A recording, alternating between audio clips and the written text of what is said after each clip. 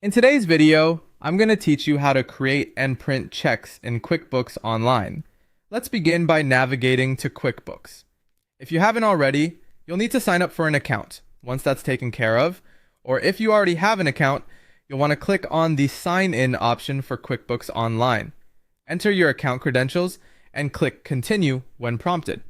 Afterward, you'll be asked to enter your password, so go ahead and do that and then click Continue once more.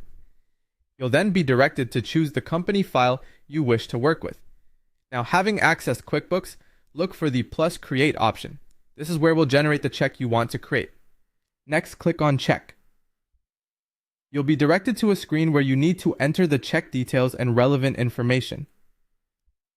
Start by filling in the payee's name and the payment amount for the check. Ensure you add the check date and select the appropriate bank account from the drop-down menu. This helps in maintaining organized and accurate records. In the account details section, it's also crucial to select the correct expense category for the payment. Include a memo or description that clearly explains what the check payment is for. This additional information is helpful when reviewing past transactions and ensuring everything is properly accounted for.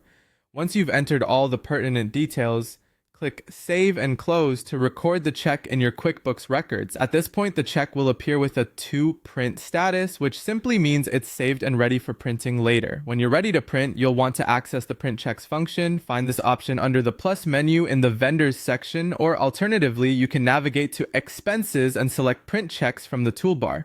Before proceeding with printing, configure your print settings. This involves selecting your printer and verifying the check stock type, which is usually standard business checks.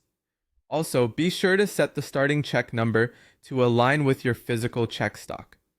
Ensuring these settings are correct avoids printing errors and discrepancies in your checkbook records. In the Print Checks window, you'll see all checks marked to print. Here, you need to check the boxes next to the checks you intend to print in this batch, and once you've made your selections, the final step is to click on Preview and Print.